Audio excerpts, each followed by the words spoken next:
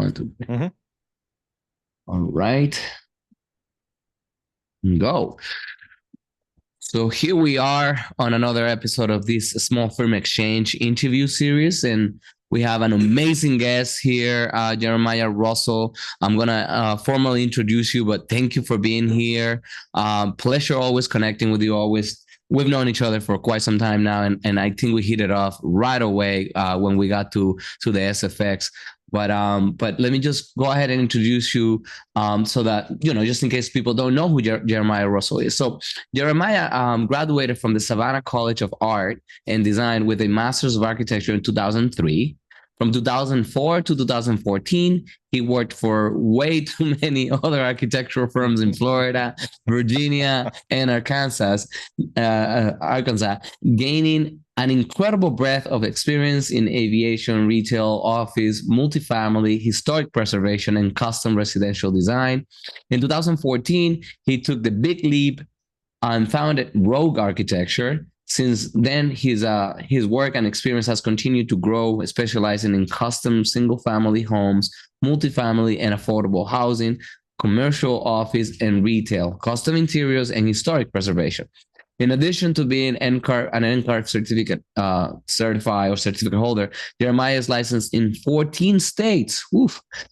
Arkansas, California, Connecticut, Colorado, DC, Florida, Kansas, Maryland, Massachusetts, New Jersey, North Carolina, Oregon, Texas, and Virginia. Oh my goodness, a mouthful. And I think you got the New York one too. You're onto that one. Not yet. I do plan on adding New York and Missouri within the next I don't know, probably before the end of this year. Oh my gosh, Yeah. and I have known you, right? But I never read your bio before. So it sounds so much more impressive when you read it out loud. In the way you said it, I'm like, oh my God. Yeah, I'm like, sometimes I'm trying to, figure out the right balance. And I'm like, but you got me right there with so many firms that you worked for. I think it was a similar experience for me. But Jeremiah, let's bring our audience from the Small Firm Exchange, which is, just for context for everybody. We're board members of the Small Firm Exchange. You're going to be the chair, actually, the elected chair for 2025. So firms of 0 to about 10 people is a small firm within the AIA. But tell me how do you get started? Like, you there work for way too many firms, but how do you take that big leap and tell us a little bit about that and walk us through that process? I'm sure a lot of other firms or people that are planning on starting their firm may want to know how do I do this? How do I go about it? Sure. So it is a little bit of a long story, but the Reader's Digest version, as you said, I worked for a lot of firms before getting licensed and before branching out on my own. But it wasn't like a market condition. It wasn't an employment condition. It was intentional. I worked for a different firm every year for the first 5 years that I was in practice after I graduated college. And I did that intentionally because I wanted to gain very specific kinds of experience at different types of firms. And so I was lucky enough to start my career at KBJ Architects in Jacksonville, Florida, which is one of the oldest. It's I think the second oldest architectural firm in the state. Hold on. I got to stop you right here. So you're telling me that you, by design, decided to be at a firm for a year within the first 5 years. Like, you literally said, you know what, I'm going to test this out, see what I learn. And then if I get the juices of what I want, I'm out. If I get it in 3 months, I'm out. If I get it in 6-8 months, I'm out. Like, it was strategic. Did you plan to just be, and sorry guys, but a job whore to some extent? Like, do you just plan it? Yeah. So a lot of people don't, especially in the profession, they really don't believe me when I say that. But no, it really was intentional, because the goal for me has always been to be a leader in a firm, whether that was for a firm that promoted me to leadership, or, as is the actual case, a firm that I started. So, I never intended to be, and, this is not a disparaging remark, but I never intended to be just an employee. I never intended to just be a project architect, or or an associate, or a drafts person or something like that. I have always, since the day I started architecture school, wanted to be a principal, to be a business leader, to be a business owner. That was always part of the plan. And so And when you say when I that started, you didn't mean to kind of like make anybody else, I guess, feel bad about being, yeah, no, no, no. I mean, it's not there's, undermining it, because at the end of the day, I guess you and I both know that sometimes we wish we were just designing 24/7 and not dealing with oh gosh, invoices and calling yeah. clients and dealing with everything that goes wrong, And right? and Right. employees and consultants and, regulatory Sometimes agencies and the the whole grass, myriad of, yeah, the grass look yeah. greener on the other side, but you do know that, I mean, there are a lot of days, more sometimes than not, where I want to just be able to go to work from 9 a.m. to 5:30 and go home to my family, and my phone Yep. is off from work and I don't have to worry about it. So Yeah. there is a lot to be said about doing that very well. you know Absolutely. yeah. Absolutely. I think, that's the beauty of every industry, especially ours, the Hmm. AEC industry, is there's a position for everybody within, within the industry to do the very best that you can with what you're good at. I just happen to be very good at being a type A personality, wanting to own my own firm, lead my own firm, have employees, and do the work on my terms and on my schedule. Hmm. Um, Hmm.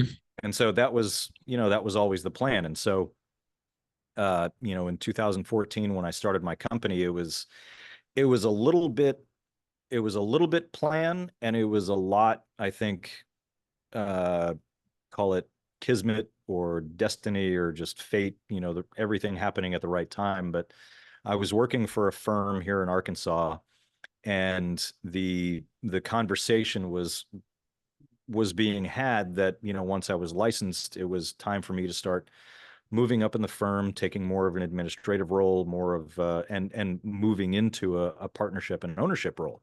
And I was super excited and super happy about that. But, series of fortunate or unfortunate events, whatever you want to call it. Um, the firm that I was working for ended up merging with another firm here in town. And I was just like, I really don't want to work for those guys. Mm. I've been around the block long enough. I know what is right for me and what's not, and that's not. And so I'm not going to do that. Um, and so I briefly went to work for a larger firm here in town, in Little Rock, Arkansas, and I was there for about 6 months, and had started to build up sort of a backlog of projects that I was moonlighting. Mhm. And I was working a ton of hours, sort of the daylighting or the moon.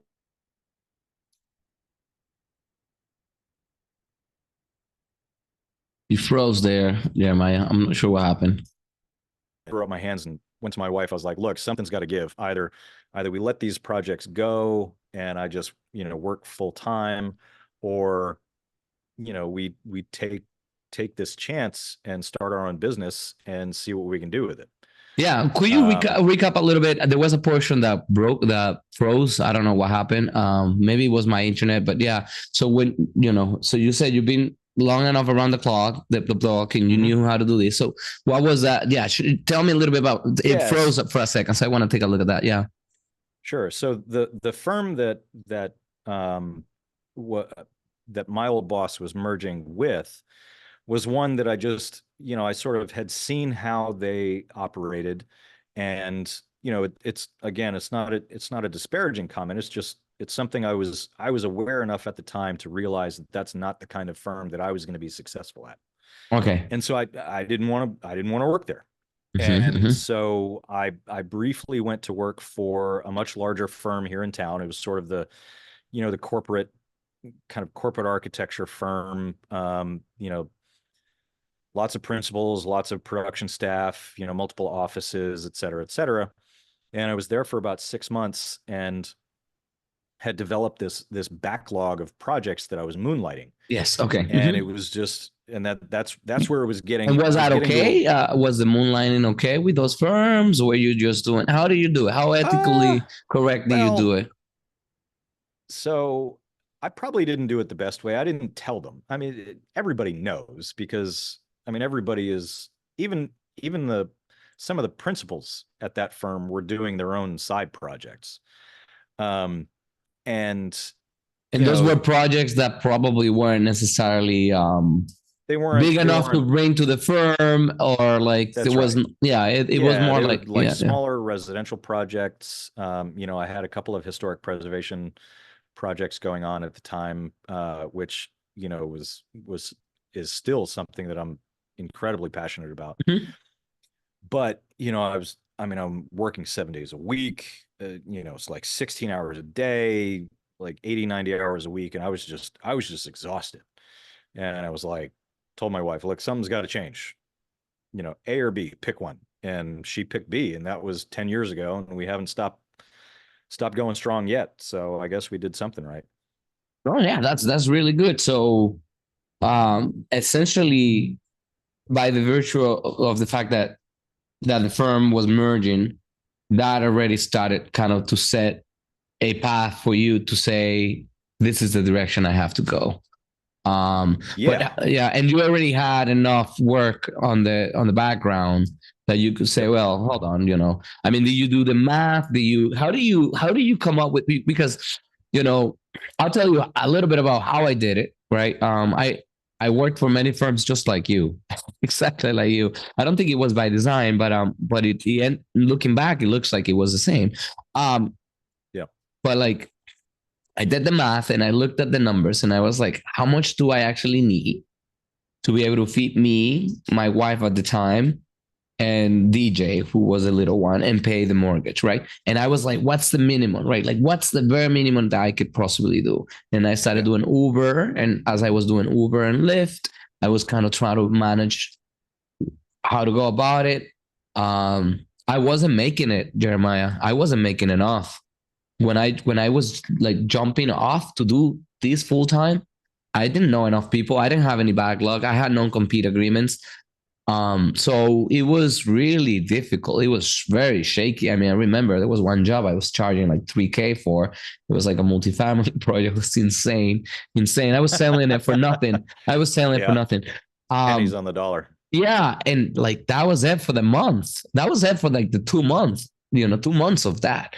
So how do you financially say, okay, because for sure, no matter how many jobs you had as a backlog, one, you probably weren't charging the same that you could have charged, right? I don't know how, I don't know. I'm probably assuming things, but how was that? Because you were probably comfortable already. You were kind of on the senior path to management on those firms where you were working at, right? So, well, I would say I wouldn't say I was comfortable, but we were doing okay. So, my wife at the time, she was a stay-at-home mom. And so my income was it. So for us to take that kind of risk, for a family of 5 was pretty big. But we did it. Now, so similar situation to you. When I started out, I mean, when we moved to Arkansas, we moved here from Northeast Florida. We didn't know anybody. We didn't have any family. We didn't have any social contacts other than my boss, who I moved here to work for.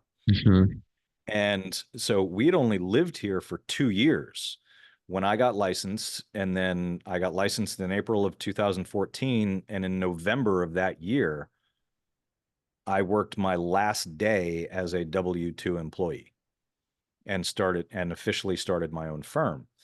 So similar to you, I didn't have the social contacts. I didn't have the professional contacts. I didn't have the the historical context, because, let's be honest, Yeah. this is Little Rock, Arkansas. It's still who you know, not what you know. Hmm. And but I was lucky enough that the projects that I had signed at moonlighting, I had enough of them that it basically guaranteed me 3 months worth of, as you said, that sort of the minimum, that I needed to just pay the bills and take care of my family for 3 months. And so basically the rationale was, all right, we're going to try this. I've got 3 months to finish these projects and get 3 months worth of additional income. And at the very beginning, that's kind of how I operated. I was like, all right, I've got 3 months to make 3 months. I've got 3 months to make 3 months. I've got three, and I just sort of kept snowballing that. And so, You were good. uh, You were 3 months to 3 months. I was weekly. yeah, I So always had, at the very beginning of my firm, I always had 3 months worth of salary and expenses sitting in the bank. And so I was always working on the next 3 months. Now, growing pains of a company 10 years later, taking on a partner and, taking on employees, that sort of changes the financial situation. I'm still always trying to work towards that, but we're definitely at a point where it's not quite feast and famine, but I would say we're pretty close, but we're hopeful that yeah, that's gonna catch I'm, up I'm really not. I'm quick. not 3 months in. I wish I was. We're not 3 months. No, no, no, no, Yeah, no. I wish we could have. We want to have 6 to 8 months or so. But we're yeah. not. We're not there yet. Contracts keep coming in, but yeah. So that said, all right. Where did the name come from? That's another one too, because I always wonder, like, okay, rogue architecture. You know, it's just like this kind of wild west name. Like, Yeah, what's the thought behind it? it is. And I sort of love telling the story because so when I, moonlighting, I've had various sort of company names over the years, but you know, it, I would say it wasn't really serious. It was sort of, they were play names. They weren't real company names. But when I made this decision to actually go and be full-time self-employed, I was like, okay, it can't just be Jeremiah Russell Architect, because the last thing that I ever want is my name, like my physical name on the work.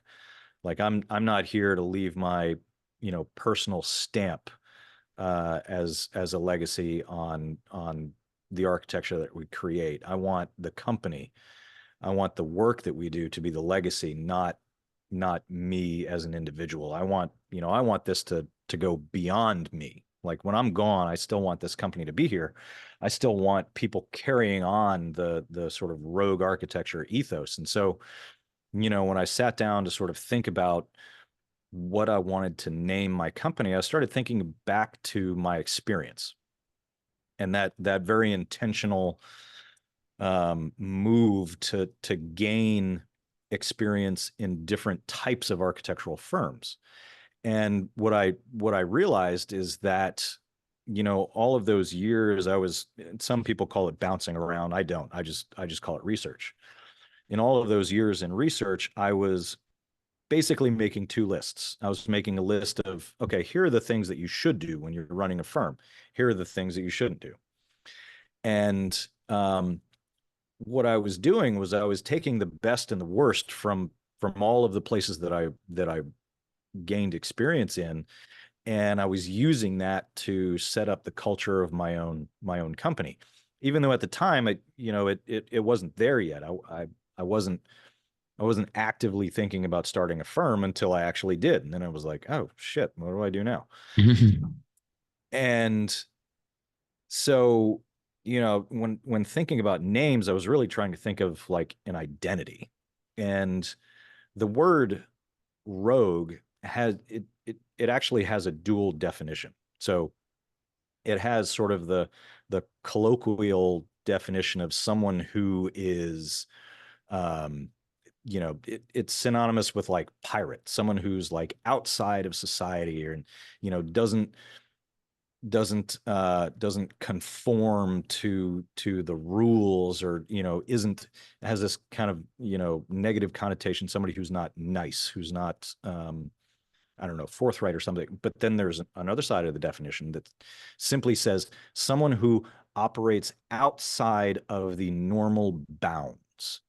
Mhm. And that I really gravitated to, because I never wanted to have a firm that operated the way firms have always operated in the past. And that is, you get a client and you hire staff, and then you have to pay the staff. So you have to get bigger clients, but then you have to hire more staff. And, it sort of becomes this very rigid, inflexible thing that has to be fed and maintained. And so, like, when I started my firm, from day one, I, signed up for Dropbox, and I bought a laptop, and I bought a desktop, and I set up my firm to be flexible and nimble so that I could work anywhere at any time and be able to service my clients in the best way possible. Now, fast forward 10 years, and that has developed even further to where, we have these licenses in other states, and, I'm traveling and meeting with clients in DC and Virginia and Maryland, and even Massachusetts and Connecticut and Mhm. Florida, and, Texas and Colorado and California, all these other states that were licensed. And it's because from day one, I made that decision that I'm not going to be tied to a desk. I'm not going to be tied to an office. I'm not going to be tied to a city. The work that I do is not about me as a person. It's about our clients. But for us as a firm, it's about making sure that the work exemplifies the wants, the needs, the desires, the budget, the timeline of our clients. I think one of the worst things that could probably happen to me is someone, walk down the street, see a project that I designed, and say, "Oh, that's a rogue architecture project." I think that is probably the worst thing that could ever happen to me as a professional. Yeah, so having a stamp wouldn't be really the thing. It's because then it means you got your way, not the client That's right. getting their way. That's right. Okay. That's right. And for me, that's a disservice to the client, because Mhm. the work is, the design is ours, yes, but the building doesn't belong to us. It never Mhm. will, unless you become your own client, which, yeah, that'd be awesome. But Mhm. even then, you don't want, at least in my opinion, you don't want that signature to be so obvious, No, because each building, each site, each project type has its own challenges, has its own program, has its own, it needs to have its own identity. It should not be about the architect. It should be about the work. yeah, so it's always about building from the lessons from the past to apply them in a different way with the new site and the new client, because you're not reinventing the whole Absolutely. wheel either, right? Absolutely. There may be some rogue best practices. It's just Yeah. best practices. You're like, I'm not gonna, No, you've learned things that didn't work, that probably Mhm. work on a different context, and things that worked Yep. before that probably won't work either, here either.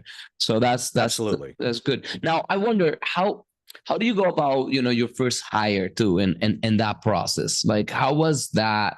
How do you navigate that world? Like, I want to know more about those early moments in which you were like, okay, I got 3 months worth of work, but like I also have to go to Italy on a overdue vacation. I know too much of you, so I know. So it's like, well, and I know you can probably work with your glass of wine from Italy and some nice, grapes Oh and yeah, cheese. But definitely. I'm just wondering how do you go about that, navigating that, and setting where do I put my office? What's the best Yep. location? What could I afford? Like, how do you evolve through that process? Oh, uh, the short answer to that question is carefully. Um, the longer answer is, so they say the first hire is the hardest. I would disagree with that. I would actually say the second hire is the hardest because you've learned lessons from the first. So the first hire, the first employee, legitimate employee that we hired was in year 6. And wait, is that right? What year is this? 2024. No, it was in year 5 or 6, and she was with us for 3 years. But you had help like students and things like that throughout the process, right? Or no? That was the first hire. Like you didn't hire any interns, you didn't hire anything. It was just you. Oh Yep. my goodness. Huh. Yeah. And I was averaging 20 to 30 projects per year. Wow. Yeah. And most of them weren't, they weren't small projects. I mean, they were custom design homes. They were, $1 million remodels and additions. I mean, some of the projects that we took on were huge. For just one person. But we were also blessed with some really great clients that, worked with us, made decisions quickly, and I would say to this day, our work speaks for itself. But that For first hire, 4 years in or yeah, so. 4 or 5 years in, I was like, okay, it's time, because I was wanting to transition to more design, client development, administration, and kind of start handing off, more of the production and like, contract administration to someone else. So we interviewed a number of people. I think I probably went through 5 or 6 interviews over a couple of months. And the person that we hired was a recent college grad from the it was University of Kansas, Shock Jock Jayhawk or something like that. I don't know. Anyway, um, and she had a decent portfolio, but it was more like when I interviewed her, she was really passionate about affordable housing and like design, like efficient design, and using design as a vehicle for social change. And I really gravitated towards that because that's something that I'm also really passionate about. And so she started working for us, and obviously fresh out of college, there's a lot you need to learn, there's a lot you need to know, but she was eager to learn, and she was learning a lot, and I was giving her a lot to do because she was able to kind of take some of the things off of my plate. I was able to go out and get more projects, and we were. Um, and unfortunately, it ended up, we had to let her go, not because of any financial reasons, but just the sort of work environment was getting. She wasn't producing as well as she was, and I think we were taking on a lot of very large custom single family homes at the time, and I think she was feeling a little run down designing these, what some might call McMansions, um, and just wasn't as excited and passionate about the work as she was when she started. So you're already Um, kind of answering some of my questions about also that process of how do you even part ways yep, with someone, right? It's hard to get the first hire. It's even harder to let go of that first hire yep, if they yep. if they've contributed, meaningfully to the organization throughout the process, right? Absolutely, absolutely. It's really hard to let go of that first employee, because I think you do put a lot more emotional investment into it than is probably healthy for a business. Mm-hmm. But this, it's not good or bad. I think it's just an observation to be aware of. The second hire, though, I think is even harder. But that second hire, I guarantee you, is a lot easier to fire. Yeah, I guess so. You're right. Yeah, because So at that you at you that point you you sort of learn, yeah, you learn lessons on both sides of that fence. yeah, no, I had to let go of one person once, and they made it easy for me. That's when we started making policies for like strike one, strike two, strike three kind of thing, like Hmm. reprimands or warnings, whichever way you want to call it. So I wrote them up. So they didn't really care much. So that made it like they basically fired themselves. So that was easy. That was very easy. So Yeah. yeah. So, but going back to that, I mean, Jeremiah, I've followed your career for quite some time now, and I've seen how you're able to manage the chaos that small firms have to go through. And I want to understand more of that. How do you, I mean, you did this for 4 years or 5 years without any hires, and you were doing invoicing, contracts, I mean, marketing, which is another point I want to touch upon at some point. All of that, like, it's still very active with AIA, still very Mhm. active with your local architectural community. Um, and you always ensure to get a great glass of wine. So, and a great cigar. So it's like, how how do you do all of that? How do you manage all of that? Are you working less nowadays than where you were working before? Like, how do you manage? Because doing everything. I mean, I've done it. It's not easy. So I want to know how you manage all of that. How do you navigate? How do you segregate and organize your life so that you can continue to produce work? Yeah, my wife would probably say not well.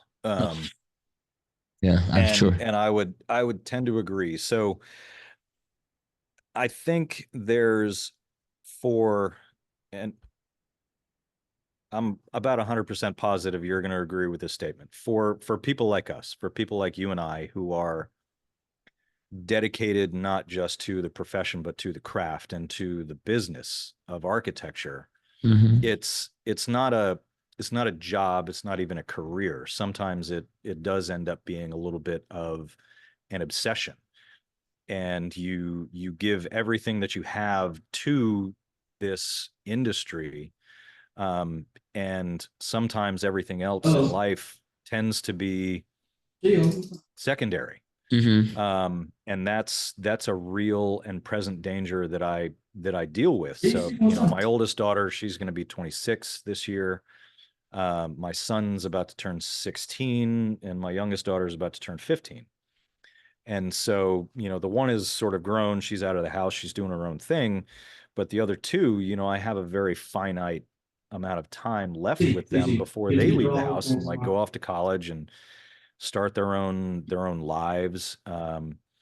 And I'm very aware of that. But at the same time, there's truly nothing that I love doing more than designing buildings and creating architectural expressions for our clients, and for the communities that we work in. So, finding a live work balance for me has always been a little bit of a, I don't know, it's like a catch 22. Like, I live and I work. Like it's all the same thing. Um, I don't know if that answers the question at all. Yeah, Probably yeah. not. So essentially, what you're telling me I would is, say I don't balance anything. yeah. I So essentially, just, you intermingle it. I mean, I see you on some nice yeah. cocktails and parties. So I don't know. I mean, I do And see you with a nice bourbon in your hands maybe from time maybe to the time. answer is maybe the answer is work hard, play harder. I don't know. Okay, okay. Yeah. Now, you and I actually were part of this presentation for AIA New Jersey, where we were talking Uh-huh. about marketing and social media for Yeah. architects, right? So I want to know, how do you get started into that, right? Like, you've been very good at it, you've been consistent Hmm. throughout, um, and how do you even see that that was a thing that architects should do? That like, oh yeah, it's cool. Let's just start posting our work and let's become, and anybody watching this can go to, Rogue Architecture and Hmm. check the Instagram and check all of the posts of the day to day that you do. It's Yeah. pretty cool stuff. So tell me a little bit about that. So interestingly enough, at the time, like it wasn't a, I don't think I well, no, I don't think I know. I didn't look around and sort of see that other architecture firms weren't doing this. I just had a desire to share the work that I was doing. And I think it was a little bit of being at the right place at the right time because Instagram had just started. Mm. Um, I mean, Instagram's only been around for, I don't know, I'd have to Google it to find out what year, Yeah. but I remember, this is how old I am. My wife and I met through MySpace, not even Facebook. Like Facebook wasn't even a thing yet. And I had a MySpace too, by the way. So yeah, yeah. yeah. So I probably still have a MySpace. I, What the st- I, login st- is, I I have no still idea. do. I don't know how to get in it, but I still do. And I'm sure I have the best skins of I the bet you best do. Yeah. graphics. Yep. But so, I wasn't looking around at other firms because at the time it was just me. I was doing some moonlighting and I wanted to sort of like share the work that I was doing. But for me, it was always much more about the process of architecture. Now I can definitely say that that's one thing that I've never really seen very well done in social media by architects even now. Um, a lot of architects they post about construction detailing or site visits, being on site and sort of translating a detail to the real thing. And I think that's done really well within the industry, but I think there's still this almost fear about um, talking about the process of design and how not everything has to be a polished image or a rendering or Hmm? a well lit finished photo. Like architecture is, design, even if it's not architecture, like whether it's graphic design or architecture or painting or sculpture, it's a messy process. And Yeah. there's always a point sort of at the middle where it just looks like a mess. And you're like, what the fuck am I doing? But then you kind of get over that hurdle, but it's through that process that we create. Um, and I've always felt a really strong desire to share the process, even when it's not pretty, it's not polished. Mhm. Um, and I think that's been why rogue architecture specifically from a social media standpoint has been so popular is because we're not afraid to sort of be messy and uncouth Mhm. in within the social media space. Like I'm very honest about the work that we do. The finished product may be beautiful and functional and efficient and sustainable and like engages the community and all these things that yes, that's the bigger goal. But when it comes to social media, I think architects need to be more comfortable with being uncomfortable publicly. And I think that's something that I've always done very well. I'm very honest about the uncomfortable things about the business of architecture.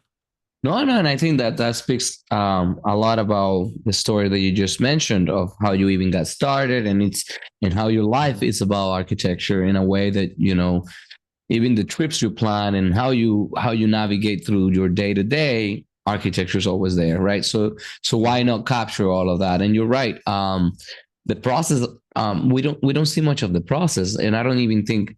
I think it's because we've been preconditioned that the public wants to see the final product too. That's what magazines want. They don't want the Shiny, process. They shiny, want. shiny, happy people everywhere. Yeah, exactly. So they're like, well, the process is ugly, right? We don't want the process.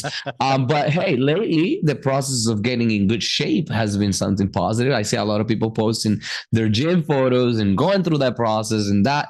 So I guess people are warming up to the fact that hey, how we make that sausage, it's important too. Like how we make all of that's really, really, No, really important.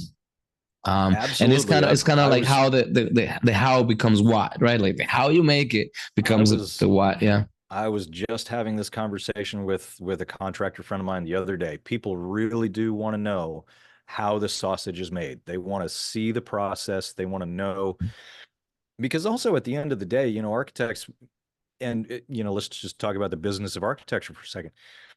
We have a really hard time justifying our fees and the time that we spend on projects. And I think that's one of the reasons. They see the product, they don't see the process.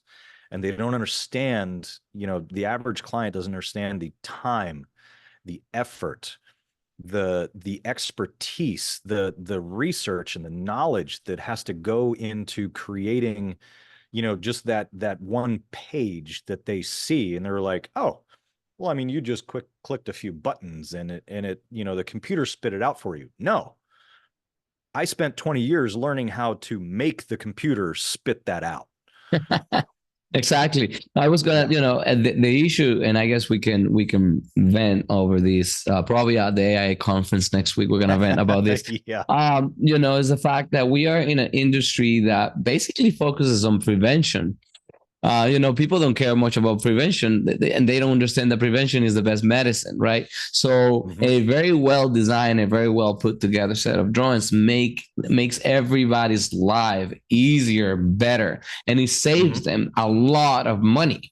So, and people don't And want to be, time. yeah, and people don't, well, because money is time is money, it's a commodity right there. So, but people don't even want to broadcast the fact that because they didn't have a really good architect or a really good team, they lost money. They don't even want to talk about Yep. that stuff, right? Like they hide it.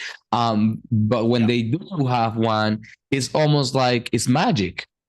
It looks easy, but Yeah. it looks so easy. So we are on that prevention, and as you know, most people plan their day to day. They don't plan months and years and generations ahead. So they're always on the now. And architecture Yep. doesn't really work on the now. Architecture is working on Yep.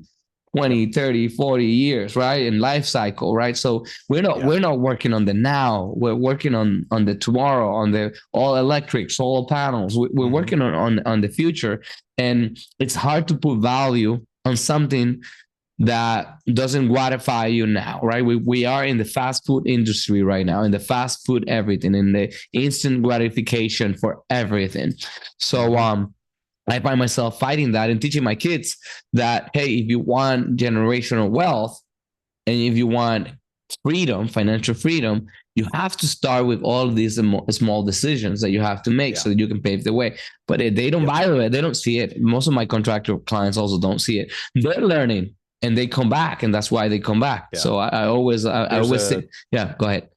there's a great anecdote about that. So Frederick Law Olmsted, who was the landscape architect for Central Park in New York City, he was originally interviewed, eventually hired to do the Chicago World's Fair in 1892, I think is when it was.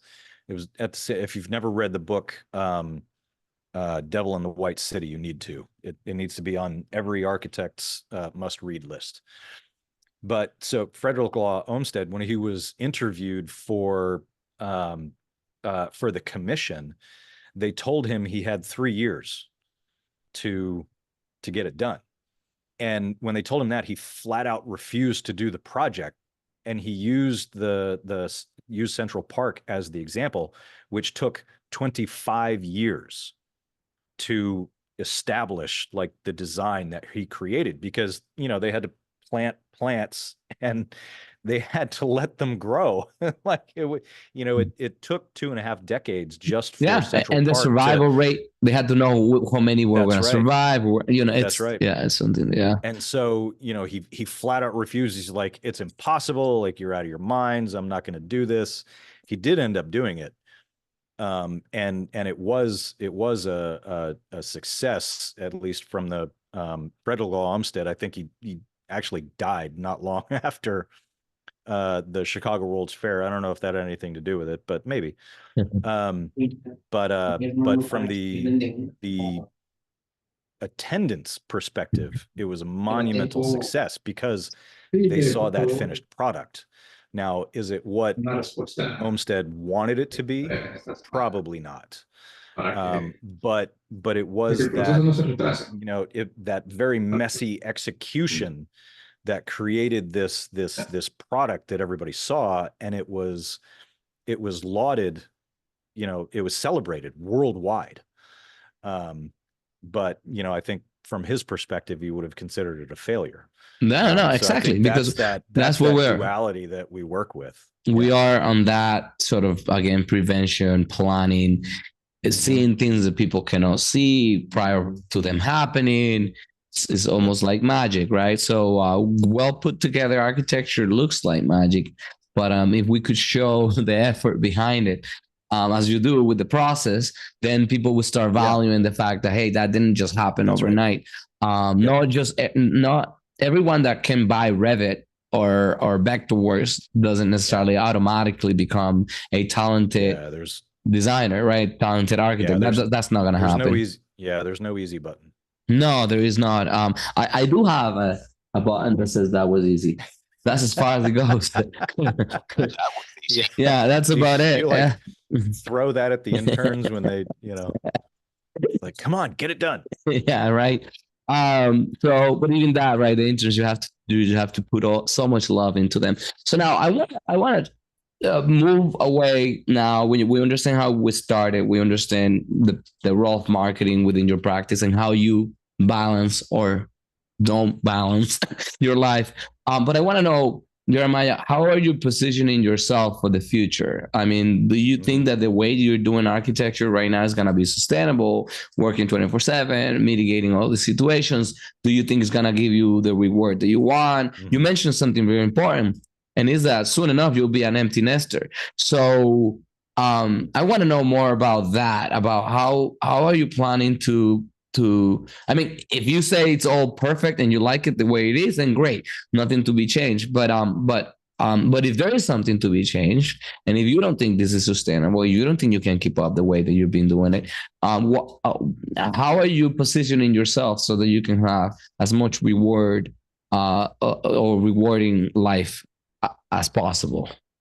Yep. No, that's a great question. So no, it's not sustainable. No human on the planet can continue working the way that I'm working right now. It's not healthy, nor should it be expected. I wouldn't expect it of my employees. The only reason I expect it of myself is because I have no other choice.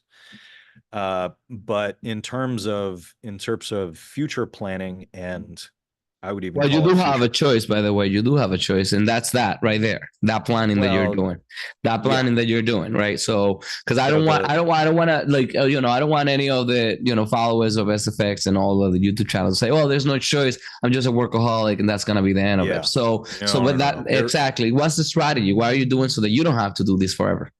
So right now we find ourselves in an interesting position where we had to let go a couple of interns due to non-performance, and so we're trying to replace them. It was kind of a series of unfortunate events that has led to this, but I would say the future-proof planning that we're doing is we're trying to identify some new interns and project architects to bring on for a long-term investment.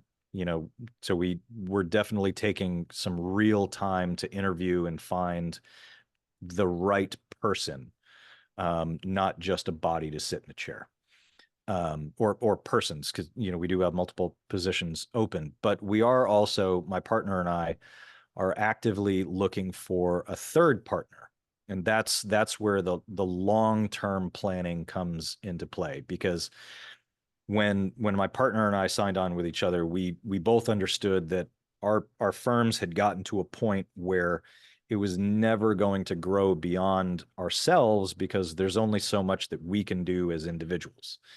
As an individual business owner, I know you know this because you have partners. You as an individual, there's only so much that you can do in terms of administration, marketing, client development, travel, maintaining a family life, maintaining sanity. There's you as an individual are finite resource, but if you can take all of those same tasks and share them with another person, then, you have two people that can divide and conquer and then grow to the next step. The third person for us is really the key, because that third person will come in to take care of the real day-to-day management of the firm. That will free up myself and my partner to focus on design, client development, and marketing, basically. Like the three things that we're very good at. And I mean, obviously, I'm good at production. I'm good at contract administration, not necessarily things that I want to spend every day, all day doing. I also don't want to have to balance a checkbook every month either. So we're looking for people to put in those positions so that my current partner and I can focus on growing the firm. And then that third partner is someone who wants to focus on that sort of day-to-day contract administration, production, detailing, red lines, etc. So now just wondering, and I know, we're closing soon, but so right now, I guess your plan is how to identify better candidates for your firm, right? Yep. So I would invite you to start thinking about how can your firm be a better firm for those kinds of candidates too, just so that you can shift it around, right? I don't know how you operate and how you run it, but I'm just thinking, in my mind personally, we have struggled getting talent ourselves too. We have struggled throughout the process. We've been kind of hitting every niche. And what we are now on the, what is it called? When you're like stuck in the middle, like there's a phrase for that, when the firm got to that point where it's just there's no traction to get to the next level. And it's like the people that you started with, you feel like you've plateaued. Yeah. The people that you started with will not get you where you need to go. So some of them will get you to where you are, but you need to augment that with others too. And you don't want the ones that are raving, hardworking individuals to get burned out and then lose their steam. So you have to diversify the team in a way that then you can start having all of that. Now that said, okay, so how many people are you? Because it sounds like you're top heavy now. You were talking a lot about your partner, so you're top heavy right now.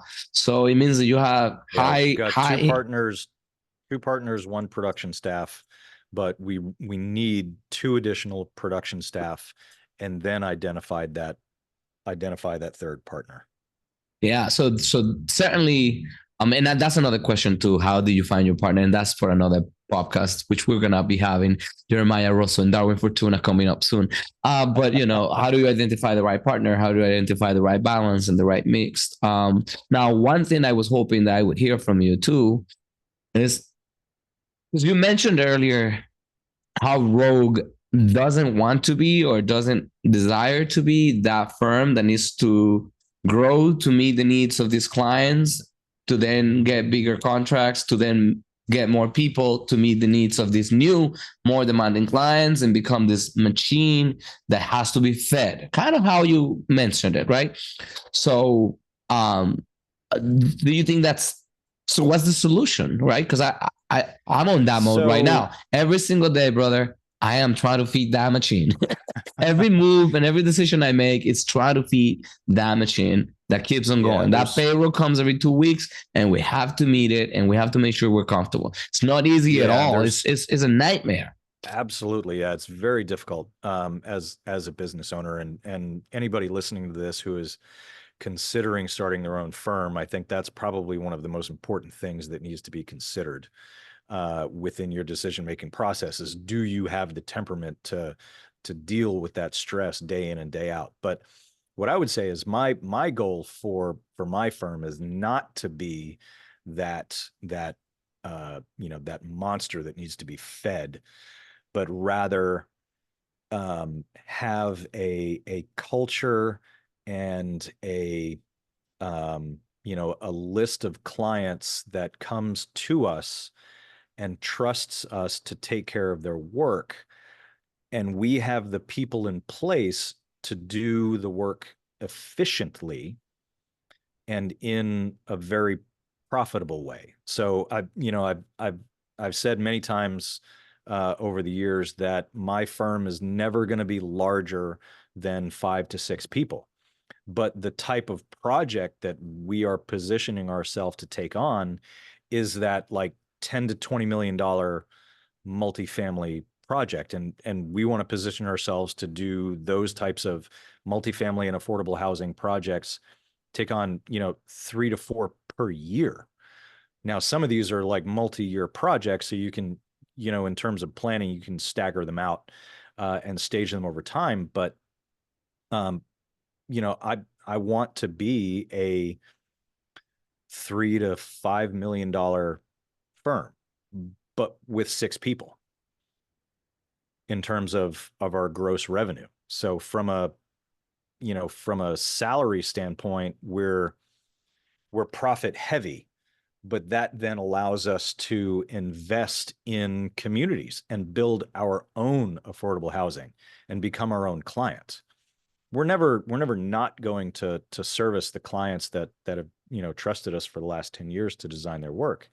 But, we do want to put ourselves in a position where our company can reinvest in the communities that we have been working in for the last 10 years, to build new housing models and to experiment, and try something new. I mean, unfortunately, a lot of housing models that are put out there are the same ones we've seen for the last 25, 30 years. They're just sort of recycling the same floor plans over and over again because they know they work, because they've been done so many times.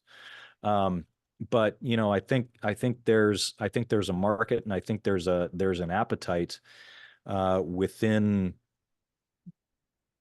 the world for something new, to start to rethink housing in general. And I think that job needs to be done by architects and not by developers. Architect first, I like developer that. second. No, and I think the architect needs to wear all those hats. So I'm gonna recap a couple of things, and I'm gonna ask you a question. I need you to answer with 5 points very quickly, very quickly. Okay. So the recap is essentially you want to build this firm that's super lean, super efficient, exploratorial, right? That tries to innovate within the field and reinvest itself within affordable housing, and becomes a pioneer where people are well paid, well rewarded, but because they're worth it. They produce exactly That's right. the best, right? It's la creme de la creme. So that's it. What are 5 things you would want to tell someone that's starting out, maybe Jeremiah 10 years ago, or 5 traits that you think make a difference, that people, any architect right now that's trying to open a firm should invest into? And I say the word invest because people don't see every skill as an investment. It is an investment. Every skill, every language, every tool is an investment. So tell me 5 things that you want to teach yourself. I'm gonna go from 5 to 1 because the number 1 that I have in mind, I think, is really important. It's something that I've never really talked about, but I think we should talk about it more as an industry. So number 5, if you're thinking about starting a firm, want to start a firm, find an attorney you can trust. Somebody who specializes in the construction industry, but also in business law, because those are the 2 things that you're going to need the most. And it needs to be somebody that you can trust. It needs to be somebody that's not just transactional, but somebody you can have lunch with, you can have coffee with, you can go out for drinks with, somebody you like invite into your home. That person you absolutely need. Number 4, read everything that you can about architecture, about business, about people, especially. Any books in particular that you're thinking about that come to mind that you're like, oh, those books are good?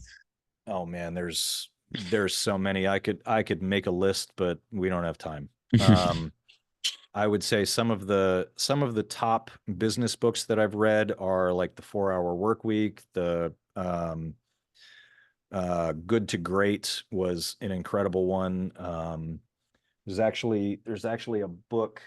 What is it? Small Firm Management. It's oh gosh, I can't remember the author's name, but she's with the Curate Venture Group. Rita Klein, I think that's right. That's an excellent book for small firm management specifically. Let's see. Number 3, get out there, get some business cards, and go to be in your community, be involved. Go to gallery openings, go to AIA events, go to other industry professional events, hand out those business cards. Don't be afraid to shake somebody's hand, tell them your name, tell them what you do, be a self-promoter. Number 2, volunteer. That's something else that I firmly believe in. We as architects, we have an incredibly unique skill set that we bring value to our communities when we volunteer our time on city boards, city commissions, boards of adjustment, planning commissions, etc. Number 1, this is something that I have always believed, despite the incredible evidence to the contrary within the industry. Do not consider your peers competition. If you consider them competition, they will never help you, and you will never want to help them. And I think we as an industry need to get away from this idea that we're all competing with each other, and instead realize that we're supposed to be working together to make our cities better, to make them more sustainable, to make them more inclusive, to make them more efficient, to elevate the quality of life in the places that we live, work, and play for everyone. And if we do that, everyone's going to make money because everyone's life is made better. Wow. So that would be number 1. We close it right there. Really good. Oh my gosh. Amazing, Jeremiah. So thank you for being part of this, taking the time to be with me. I'm sure we're going to have great steak and great good food. Cigars, bourbon, wine. You got it. You got it. So how do we find you? Close out with that. How do we find Jeremiah Russell and Rogue Architecture? How do we know about you? Yep. And tell us a little bit about that. And, we'll close it away with that. www.roguearch.com, Instagram, rogue.architect, Google Rogue Architecture Arkansas, and I'm going to be number 1 on the page. Yeah, you find us all over the social medias and the interwebs. That's right. And we'll see you also as the chair of the 2025 SFx. So that's going to be amazing. Looking forward to it. We'll stay in touch. Thank you, Jeremiah, and we'll talk soon. I can't wait. Bye-bye. Bye. Thanks, Darwin.